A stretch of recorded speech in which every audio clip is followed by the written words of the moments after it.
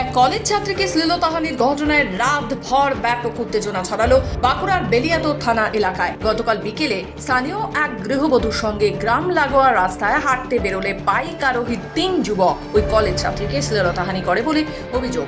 ছাত্রীর চিৎকারে স্থানীয় গ্রামবাসীরা ঘটনাস্থলে ছুটে এলে বাইক ফেলে চম্পট দেয় দুষ্কৃতীরা। পরে দুষ্কৃতীদের দুই সঙ্গী গ্রামে বাইক আনতে গেলে তাদের আটকে রাখে গ্রামবাসীরা। পরে খবর পেয়ে বেলিয়াতোড় থানার পুলিশ গ্রামে গেলে পুলিশকে ঘেরাও করে দীর্ঘক্ষণ বিক্ষোভ দেখান গ্রামবাসীরা। স্থানীয় সূত্রে জানা গেছে, অন্যান্য দিনের মতোই গতকাল বিকেলে স্থানীয় এক গৃহবধূর সঙ্গে গ্রাম লাগোয়া রাস্তায় হাঁটতে বেরিয়েছিলেন এক কলেজ ছাত্রী। গ্রাম থেকে বেশ কিছুটা দূরে হাঁটাহাঁটি করার সময় ফাঁকা রাস্তায় আচমকাই একটি বাইকে চড়ে 3 যুবক তাদের কাছে যায়।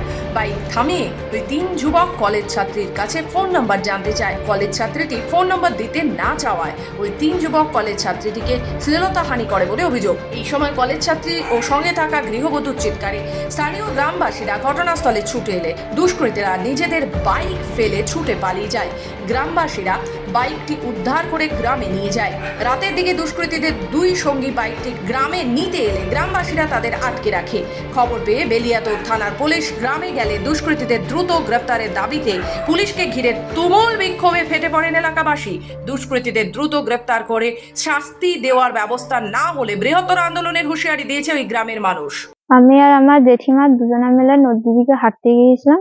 তো হাঁটার পথে মাঝখানে ক্লাব আর আমাদের বাঁদরকন্দা গ্রামের ক্লাব আর নদীর মাঝখানে 3টে ছেলে মিলে একটা গাড়িতে এসে আমাকে আটকিয়ে আমার ফোন নাম্বার চাই।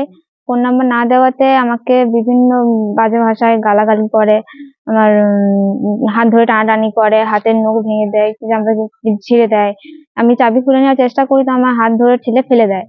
আর যার সাথে আবার অশ্লীল ভাষায় আমাকে গালাগালি করে, নানা রকম কথা বলে এবং পাড়ার লোককে ডাকাডাকিতে তারা বাইক ছেড়ে দিয়ে চলে যায়।